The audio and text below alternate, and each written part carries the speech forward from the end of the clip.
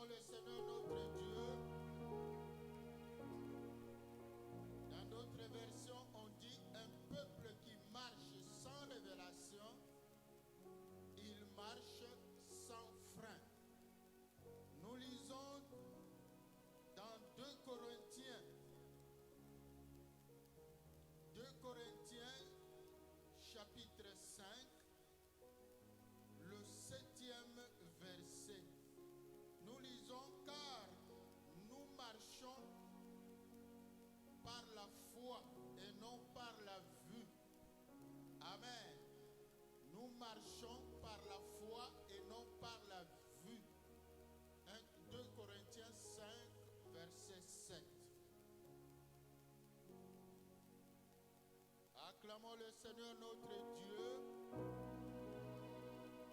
Nous lisons dans 1 Samuel.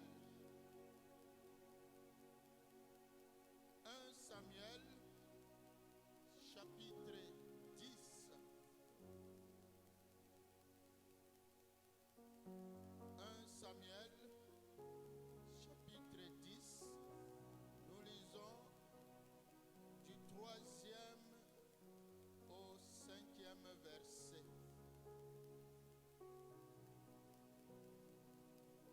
1 Samuel 10, 3 à 5. Nous lisons par la grâce de Dieu. Excusez-moi, là, je suis...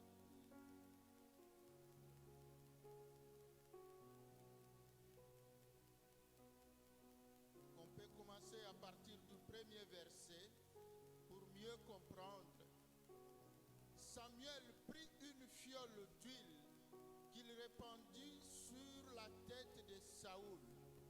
Il le baisa et dit, l'Éternel n'est-il pas loin pour que tu sois le chef de son héritage?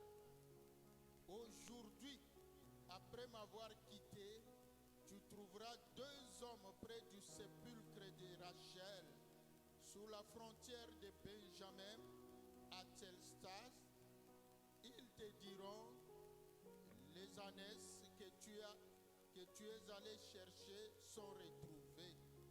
Et voici ton père ne pense plus aux ânesses, mais il est en peine de vous. Et dit, que dois-je faire au sujet de mon fils?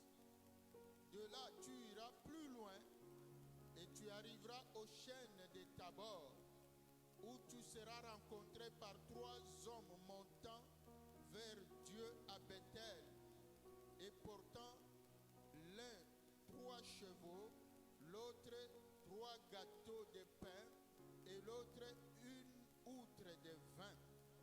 Ils te demanderont comment tu te portes, et ils te donneront 2 pains que tu recevras de leurs mains. Après cela, tu arriveras à Gibéa Elohim, où se trouve une garnison de Philistins. En entrant dans la ville, tu rencontreras une troupe de prophètes descendant du haut lieu, précédés du luth, du tambourin et de la harpe, et prophétisant. L'Esprit de l'Éternel te saisira.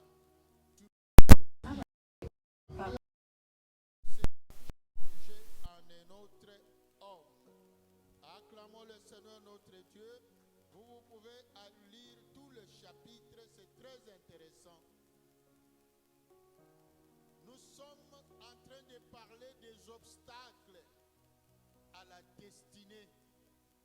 Notre première destinée, c'est le royaume des cieux, la Jérusalem céleste. Amen. Christ, il est venu nous restaurer, il est venu nous pardonner, il est venu nous sauver, il est venu nous délivrer, mais il a dit, je m'en vais vous préparer une place, car dans la maison de mon Père, il y a assez de places. Amen. Mais il faut que le consolateur vienne. Donc quand moi je vais monter, le consolateur descendra et il vous enseignera ce que vous ne pouvez pas comprendre aujourd'hui. Bien-aimés, la semaine passée, le dimanche passé, c'était la Pentecôte. Amen. Le Saint-Esprit, c'est lui le consolateur, c'est lui le paraclète, c'est lui notre conducteur, c'est lui notre instructeur, c'est lui notre guide. Là où nous devons mettre pied, c'est lui qui doit nous dire Amen. Parce que la Bible dit, je t'instruirai et je t'indiquerai le chemin que tu dois suivre. Nous avions aussi rappelé que la Bible parle souvent de la nuit. Amen. La nuit, dans le contexte plus large, ça symbolise le temps que nous traversons. C'est la période obscure. C'est l'obscurité. Et cela symbolise le mystère de l'iniquité. Amen. Et quand la Bible dit « Il reviendra au milieu de la nuit », l'époux, nous sommes fiancés à Christ. Et parmi les fiancés, il y en a qui sont sages et il y en a qui sont folles. Amen. Pose un peu la question au voisin. Toi, tu es dans quel camp? Tu es dans le camp des sages ou dans le camp des fous? Amen. Parce que le fou ne discerne pas le temps. Amen. Le fou, c'est celui qui vit du jour au jour. C'est celui qui peut changer de direction à tout moment. Il n'a pas le temps de réfléchir. Il n'a pas le temps de savoir où il y a un danger, où dois-je mettre le pied. Amen. Mais le sage, c'est celui, avant de poser un acte, il réfléchit.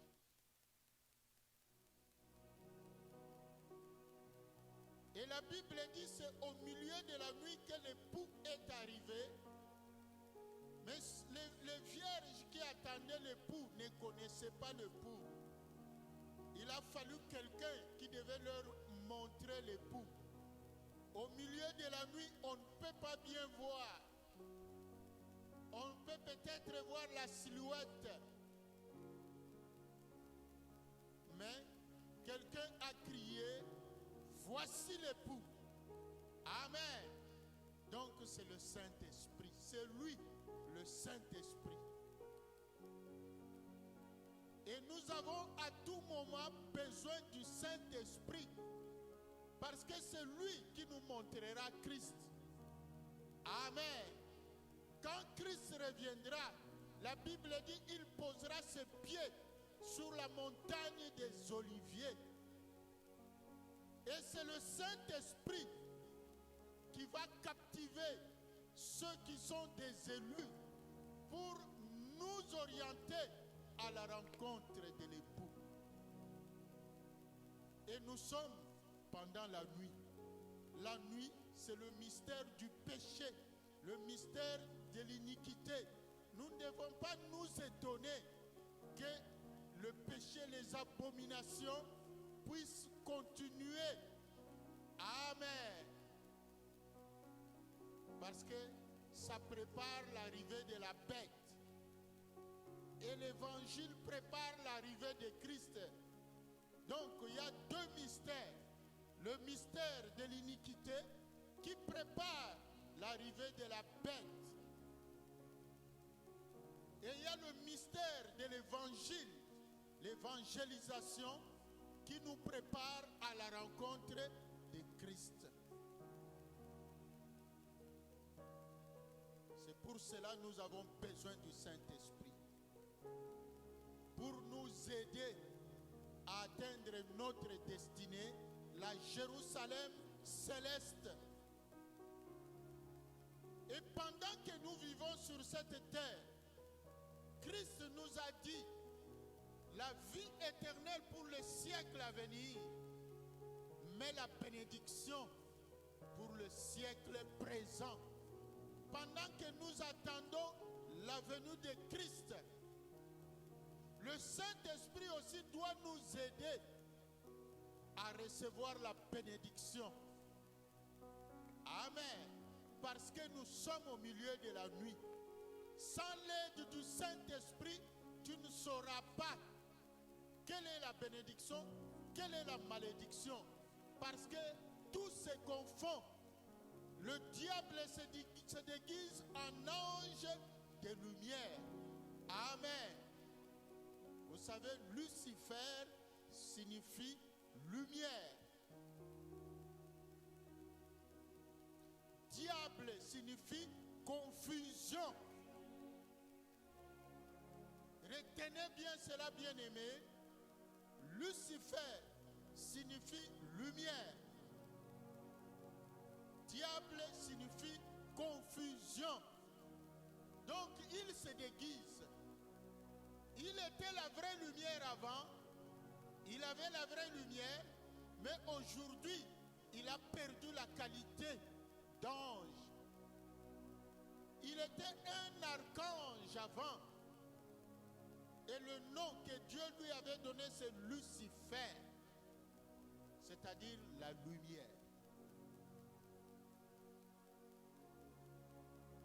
Mais puisqu'il a perdu, il est devenu le maître d'obscurité. Bien qu'il se déguise en lumière, mais ce n'est pas la vraie lumière. Nous qui avons vécu loin au village, où on ne pouvait même pas parler de l'électricité.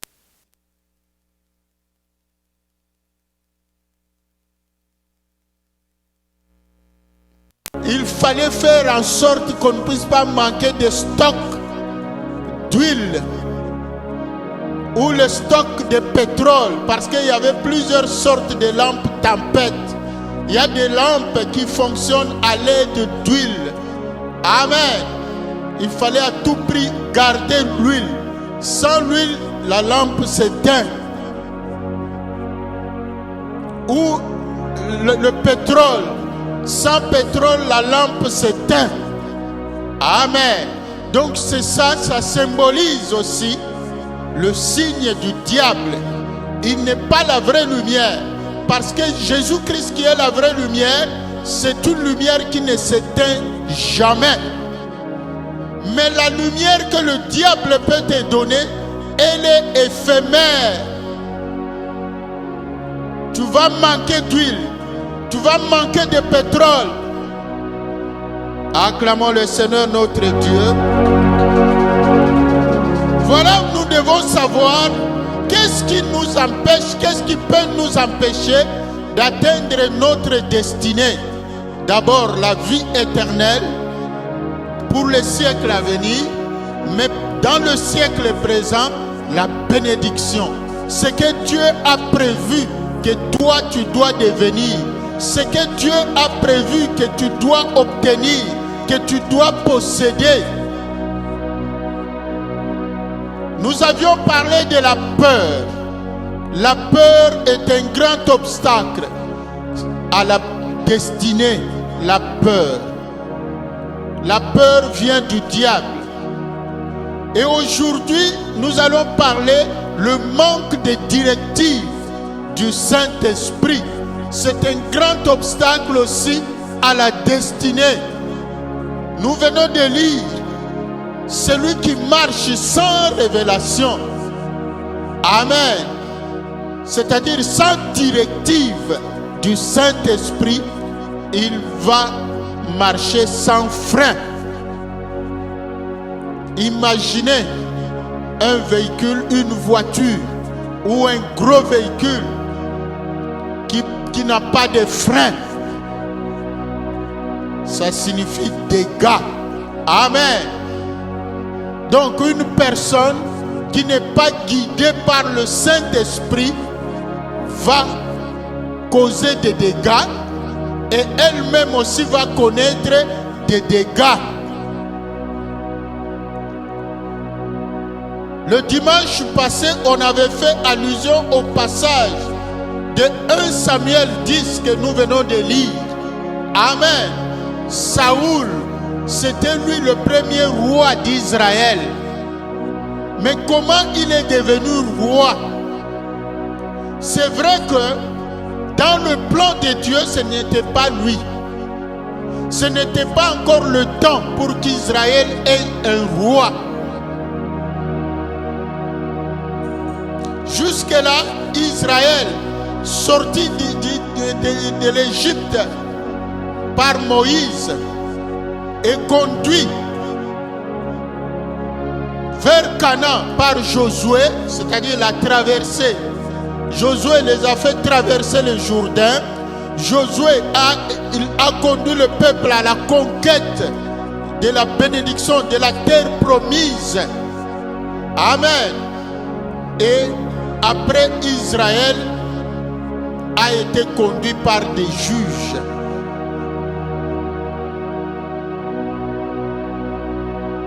Et le dernier juge, comme vous le savez, c'est le prophète Samuel.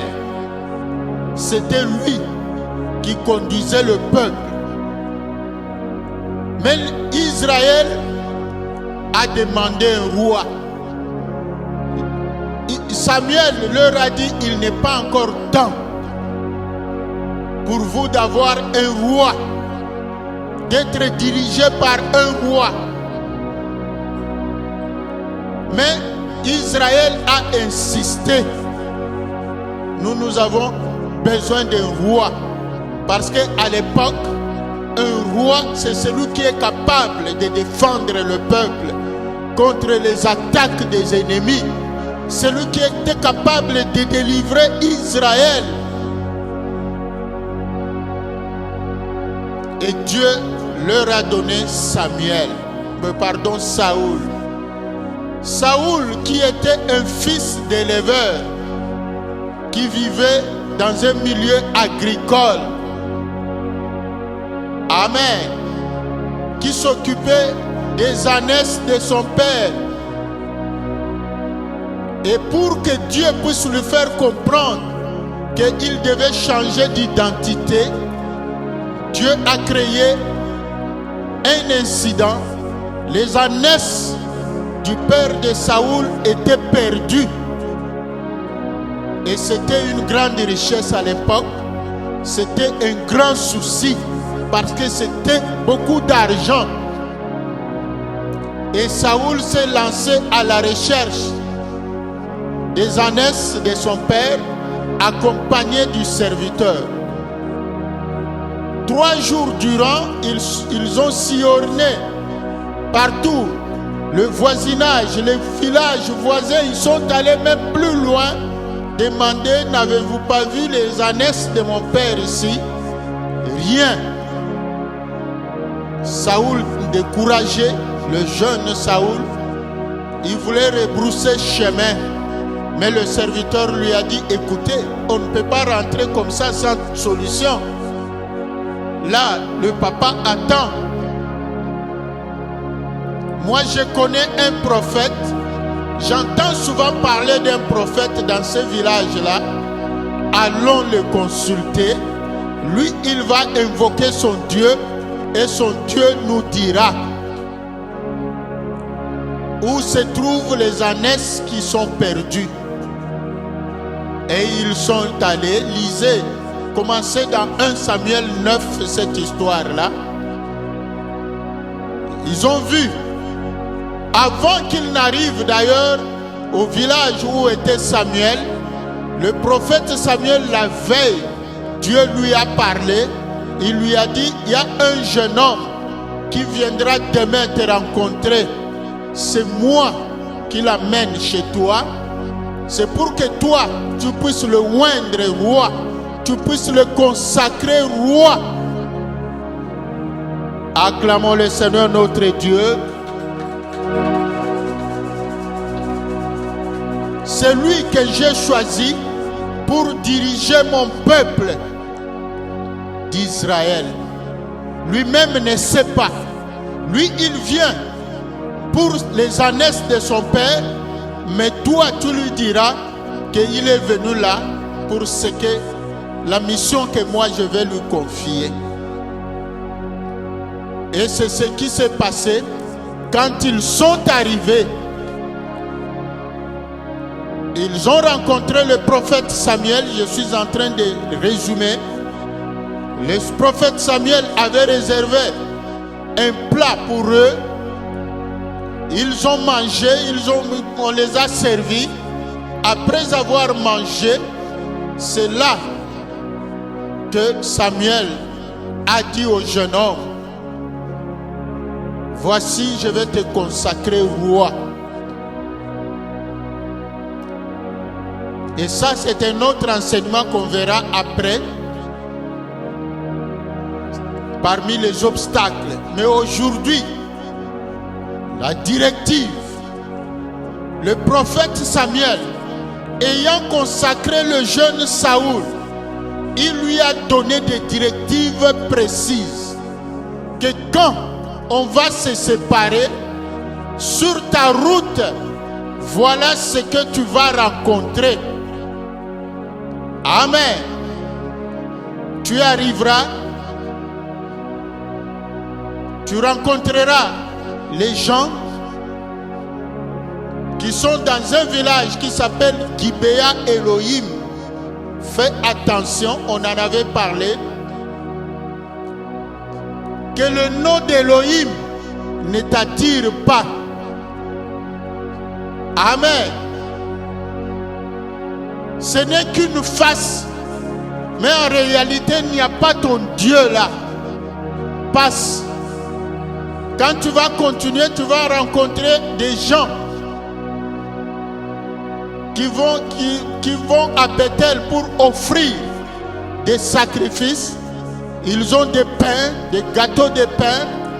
Ils ont l'huile et tout ça. Ils vont te demander comment tu vas et ils vont te donner à manger. Amen.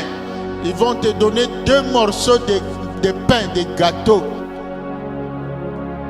Et quand après ça, tu vas rencontrer les prophètes qui seront descendus de la montagne. Et quand toi tu seras en contact avec eux, l'Esprit de Dieu te saisira. Et toi aussi, tu vas prophétiser avec eux. Amen. Et à partir de ce moment-là, tout ce que l'Esprit te dira de faire, fais-le. Amen. Voilà des directives. Et c'est comme ça que le jeune Saoul a marché. Nous en avions parlé. Le Saint-Esprit donne des révélations. Il donne des directives. Il donne la vision. Il donne des dons. Les dons spirituels. Il donne les ministères. Nous sommes tous serviteurs, servantes de Dieu, ouvriers avec Dieu. Mais beaucoup imitent, ils cherchent à imiter les autres. Il faut être original. Amen.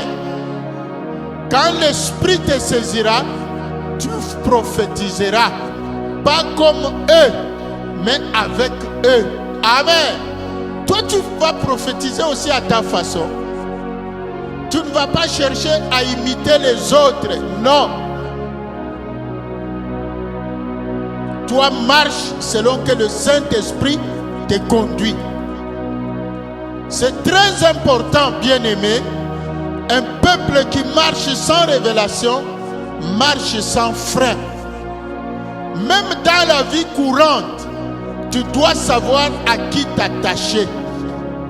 La Bible nous dit qu'il n'y a point de rapport entre la lumière et les ténèbres. Amen. Tu dois savoir qui doit être ton ami, ton camarade. Même dans les affaires, tu dois savoir avec qui tu dois t'associer. Si on doit donner la parole aux gens, donner des témoignages, beaucoup ont connu des déboires. Surtout dans les affaires. Quelqu'un que tu trouves bon, et toi tu refuses de chercher la directive du Saint-Esprit, mais c'est parce que tu le vois correct, tu le vois sans problème, tu le vois vraiment gentil, Tu les vois prêts à te rendre service et tu crois que tu peux faire aussi affaire avec lui. Fais attention. Tu risqueras de t'associer avec la garnison des Philistins. Ils vont te piller. Beaucoup aujourd'hui, les affaires sont tombées. C'est parce qu'ils se sont associés avec des Philistins. Vous savez, Moïse avait prophétisé. De génération en génération, il y aura toujours guerre contre Amalek. Tu rencontreras des Amalécites. Tu rencontreras des Philistins. Tu rencontreras des Jubiciens. Tu rencontreras des Phérésiens. Amen. Tu rencontreras des Moabites, des Ammonites, des ennemis d'Israël. Ils ne t'aimeront jamais. Même si dans un premier temps, ils te donnent l'impression de t'aimer. Attention. Sinon, tu ne deviendras pas ce que Dieu a prévu. Tu ne posséderas pas ce que Dieu a prévu. Parce que tu t'attaches à des Phérésiens, à des Amalécites. Samuel a dit à Saoul, au jeune Saoul, attention, tu es encore trop jeune. C'est toi qui seras roi dans ce pays. Mais si tu t'arrêtes là où il y a les Philistins, ils vont te bloquer, tu ne deviendras plus roi. Obstacle à la destinée. Dans le cadre des fiançailles, si nous donnons la parole aux gens de témoigner, beaucoup ont connu des déboires, beaucoup de Philistins, des garçons qui rôdent autour de toi, des filles qui rôdent autour de toi. Attention! Il faut savoir qui est-il, qui est-elle. Sinon tu tomberas dans la garnison des Philistins. Et après, ça sera malheur sur malheur. Dis au voisin, un Philistin ne t'aimera jamais. Acclamons le Seigneur notre Dieu.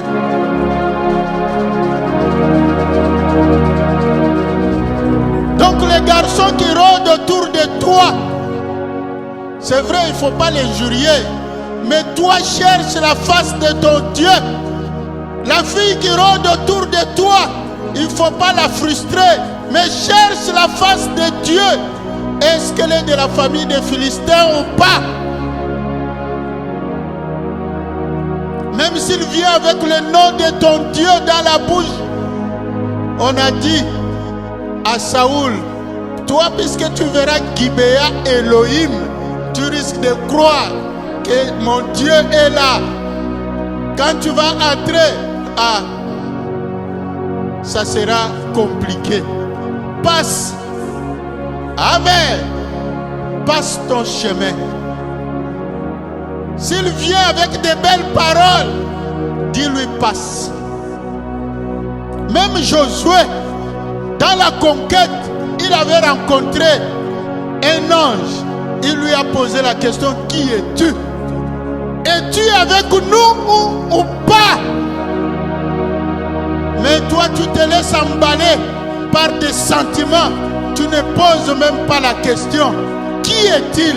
Qui est-elle? Dans des affaires, il y a des problèmes. Même des mariages, des associations malencontreuses. Faites attention. Ça sera à votre désavantage. Vous savez, surtout mes filles, puisque elles croient que le mariage c'est rare, alors elles aiment tomber sur la première occasion. En tout cas, toi le pasteur, tu n'as même pas le pouvoir de lui dire, ma fille, attention, il va te fuir. Oh, laisse-toi guider. Vous savez, le vieux prophète là, il est utile aussi.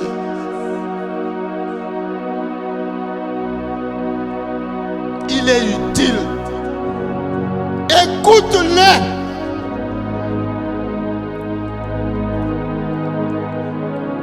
Beaucoup n'aiment pas de bons conseils. Vous savez, ce monde est compliqué. Quand on donne la bonne direction à une personne, la personne va te haïr, va te fuir. Les gens aiment là où on les dorlote. Pourtant la Bible dit, moi je châtie celui que j'aime. Si tu es ma fille, je dois te châtier. Je sais que tu ne veux pas entendre cela, mais moi je vais te le dire. Je vais châtier même tes oreilles, pourvu que ton âme soit sauvée. Attention, si tu veux devenir prophète, prophétesse, si tu veux devenir serviteur, servante, attention à qui tu vas t'attacher. Donc ne marchons pas selon ce que nous voyons. Marchons selon ce que nous ne voyons pas. Selon ce que Dieu voit. Tu iras loin si tu ne marches pas selon la convoitise des yeux. Lisons Genèse chapitre 13. Nous allons voir deux cas concrets. Donc à travers ces deux cas, nous allons comprendre celui qui marche selon l'esprit, comment il se conduit. Amen. Comment il se comporte. Et celui qui marche selon la vue, selon la chair, selon ses sentiments, comment aussi il se comporte. Lisons la parole de Dieu. Vous pouvez lire tout le chapitre 13. Mais moi je lis seulement du 10e au 15e verset. Donc Genèse 13, 10 à 15. Lot leva les yeux et vit toute la plaine du Jourdain qui était entièrement arrosée. Avant que l'Éternel ait détruit Sodome et Gomorrhe, c'était jusqu'à Tsoar, comme un jardin de l'Éternel, comme le pays d'Égypte. Lot choisit pour lui toute la plaine du Jourdain et il s'avança vers l'Orient. C'est ainsi qu'ils se séparèrent l'un de l'autre. Abraham habita dans le pays de Canaan et Lot habita dans les villes de la plaine et dressa ses tentes jusqu'à Sodome. Les gens de Sodome étaient méchants et des grands pécheurs contre l'Éternel. L'Éternel dit à Abraham, après que Lot se fut séparé de lui, lève les yeux et du lieu où tu es, regarde vers le nord et le midi, vers l'Orient et l'Occident, car tout le pays que tu vois, je le donnerai à toi et à ta postérité pour toujours. Je rendrai ta postérité comme la poussière de la terre, en sorte que si quelqu'un peut comparer la poussière de la terre, ta postérité aussi sera comptée. Lève-toi, parcours le pays dans sa longueur et dans sa largeur, car je te le donnerai. Abraham leva ses tentes et vint habiter parmi les chênes de Mamré qui sont près d'Hébron. Il bâtit là un autel à l'Éternel. Amen. Il s'agit d'Abraham et Lot. Amen. Abraham signifie père élevé. Pas Abraham, mais Abraham. Père élevé. Lot signifie aveugle. Pose la question au voisin. Es-tu aveugle ou pas? Ivoirien? Amen. Il ne s'agit pas des habitants de la Côte d'Ivoire. Il s'agit de ceux qui ne voient rien. Il y a eu querelle parce que les deux, l'autre était le neveu à Abraham. Tous avaient des bétails, c'était des grands éleveurs. Ils avaient des serviteurs, des bergers qui s'occupaient de leur élevage. Un certain moment, chaque fois il y avait querelle entre les bergers des deux. Et c'est comme ça Abraham a dit, écoute, nous sommes en famille. Nous risquons de devenir ennemis un jour. C'est mieux qu'on se sépare. Voilà, toi choisis. Si tu vas au nord, moi j'irai au sud. Si tu vas à l'est, moi j'irai à l'ouest. Choisis. On t'a dit de choisir. Amen. Librement. L'autre n'a pas eu même le temps de consulter Dieu. Que voici la proposition que mon oncle, mon tuteur, me donne. Seigneur, toi guide-moi. Pourtant l'autre a grandi dans la maison d'Abraham. Il était orphelin. Il a grandi dans la maison de son oncle paternel. Il connaissait bien les habitudes de son oncle. C'était un homme de prière. Un homme partout où il allait. La première chose, c'était de bâtir un autel à l'Éternel, offrir les sacrifices. Mais l'autre, ayant vécu dans la maison de son oncle, il n'a rien imité de son oncle. Lui, acclamons le Seigneur notre Dieu. Ce lieu-là, Tchelsa, c'était tout près de Bethel. Bethléem. Ce n'est pas par hasard que Jésus-Christ devait naître à Bethléem. Parce que lui, il est venu transformer la tristesse en joie. Jésus-Christ est le descendant aussi de Rachel. Il a fallu qu'il naisse là, près de la tombe de Rachel. Toi aussi, le Saint-Esprit te guide. Quand le Saint-Esprit te saisira, pense le chemin par où tu es passé. Pense à toutes les douleurs que tu as connues. Pense à toutes les humiliations que tu as connues. Pense, rentre là, même en esprit, parce que de là, le Seigneur va t'élever. De là, là où on t'a bloqué, c'est là où le Seigneur va aussi faire le miracle pour toi. Et ceux qui t'ont bloqué, ils resteront confus. Mon frère, ma soeur, marche seulement selon les directives du Saint-Esprit. Ne te laisse pas emballer. Même si tu as connu des échecs, même si tu as connu des déboires, notre Dieu s'appelle le réparateur des brèches. Il s'appelle le restaurateur. Amen. Il a dit, la gloire du second temple sera toujours supérieure à la première gloire. Dis au voisin, la deuxième gloire sera supérieure à la première. Même si j'ai échoué, je réussirai. Même si je suis tombé, mon Dieu me relèvera. Acclamons le Seigneur notre Dieu. Que Dieu bénisse sa parole. Nous invitons le berger pour nous conduire dans la prière.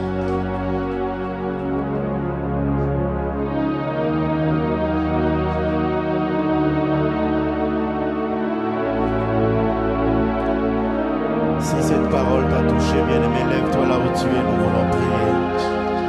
Et pendant que tu t'élèves là, commence à acclamer l'Éternel ton Dieu. Acclame l'Éternel, alléluia. Oui, nous comprenons la bonté, l'amour de Dieu dans nos vies ce matin. Les directives de Dieu.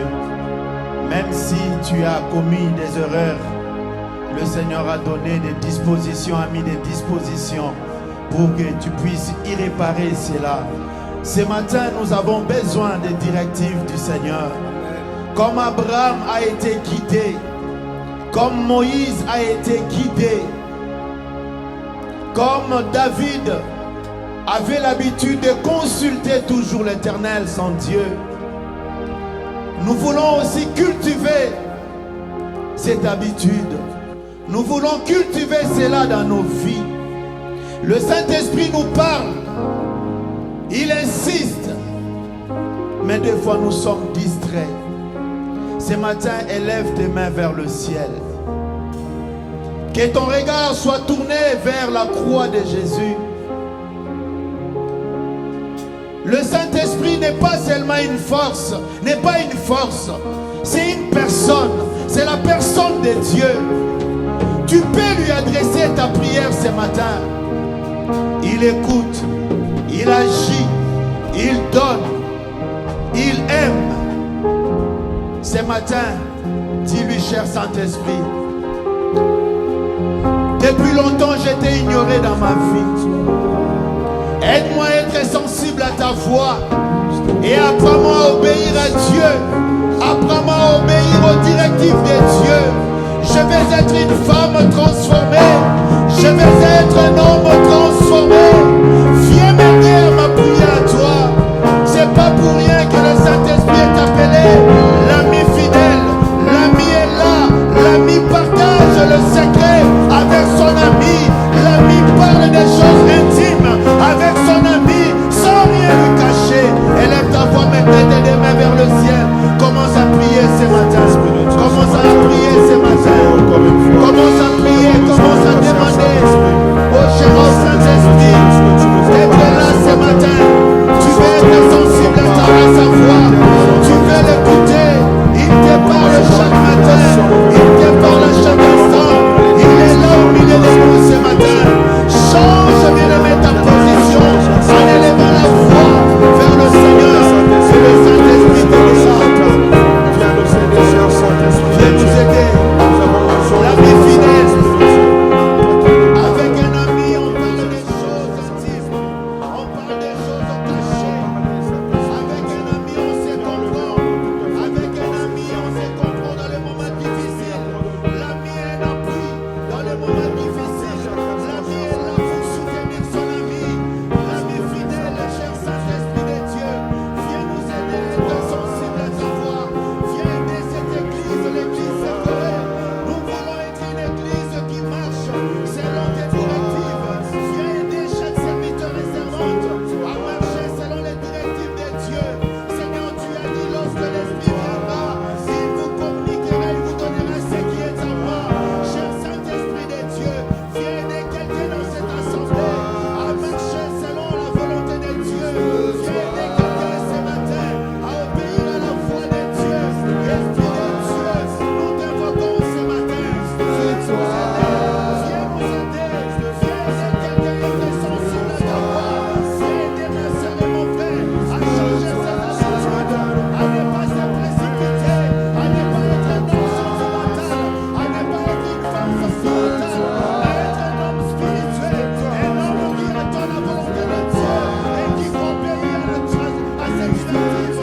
Un homme et une femme qui recherche les directives de son Dieu et qui est prêt à obéir, à marcher selon la volonté de Dieu.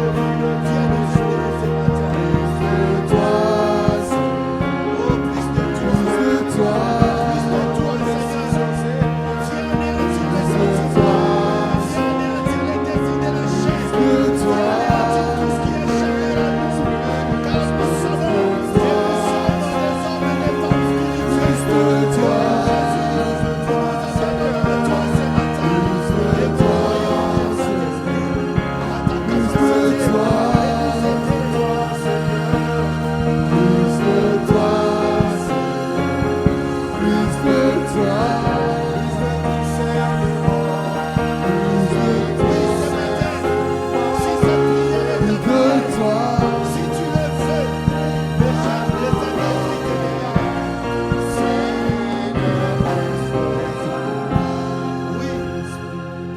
le Seigneur, dans son amour, il a toujours prévu des dispositions, même des dispositions rédemptrices pour toi qui a écouté cette parole. et qui se disait dans son cœur, j'avais agi ainsi, j'avais fait ce choix, j'avais décidé sans consulter le Seigneur, sans écouter les directives du Seigneur. Et il a paix ce matin, comme Moïse, Dieu lui a indiqué le bois. Nous aussi ce matin, le Seigneur nous indique le bois, là où Jésus a été crucifié, à la croix de Golgotha, là où Jésus a changé ta malédiction en bénédiction. Même si le mariage, la vie que tu mènes est amère, par la croix de Golgotha, le Seigneur est capable de changer cela. Là où il y avait l'amertume, le Seigneur peut transformer l'amertume. La croix de Jésus, la croix de Jésus, ce matin bien-aimé, invoque la puissance, invoque la croix de Jésus dans tous les domaines de ta vie. Là où tu vois que c'est amer, là où tu vois que ça ne change pas, là où tu vois qu'il y a des blocages, invoque la croix de Jésus ce matin, plante la croix de Jésus dans tous les domaines de ta vie. Et là maintenant, on va commencer à prier ce matin. Alléluia. Même si ton mariage va mal, invoque la croix, viens planter la croix de Jésus. Viens planter la croix de Jésus. Même si dans ses affaires, dans tes finances, rien ne va, viens planter la croix de Jésus. Même si dans la vie de tes enfants, rien ne va, plante la croix de Jésus. La croix de Jésus, la croix de Calvaire. Oui, Jésus est capable de transformer ton désert en une source pleine d'eau. Jésus est capable. Nous invoquons la puissance. Nous allons planter la croix de Jésus dans nos vies, Seigneur, ce matin. Enfin que là où, Seigneur, tout était exact, tout n'allait pas, Seigneur. Enfin que, Seigneur, tu la transformes ce matin à la croix de Golgotha, Seigneur. Nous allons planter cela. Oui, la croix est synonyme. La croix est synonyme de la victoire. Crois la victoire de Jésus.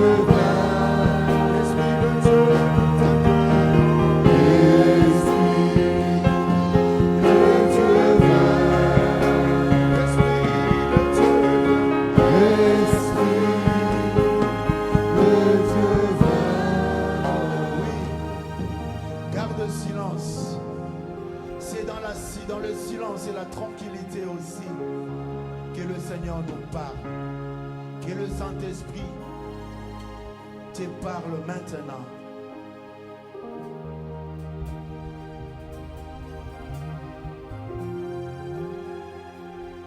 Oui, Seigneur, nous avons soif de toi. Dans toutes nos décisions, ne nous laisse pas marcher selon notre vue. Même le lieu où nous devons aller habiter, toi tu connais, Père. Guide ton peuple. Même là où on doit travailler, toi tu connais, oh notre Dieu. Guide ton peuple. Même dans des affaires, toi tu connais tout. Tu sondes les cœurs et les reins. Guide ton peuple. Dans tous les engagements, même pour le mariage, Seigneur, guide ton peuple. Seigneur, même pour les études, quelle option suivre? Guide ton peuple. Seigneur, dans tous les détails, ne nous laisse pas marcher seul. Même dans des petits détails, Père, sois toujours là pour ma soeur. Sois toujours là pour mon frère. Sois toujours là pour nos enfants. Seigneur, tu es capable. Tu es le Dieu qui appelle à l'existence les choses qui n'existent pas. Tu es le Dieu qui transforme l'eau en mer, tu la rends pure. Rien n'est impossible à toi. Que ta puissance agisse dans la vie de ma soeur, dans la vie de mon frère, dans la vie de chacun de nos enfants.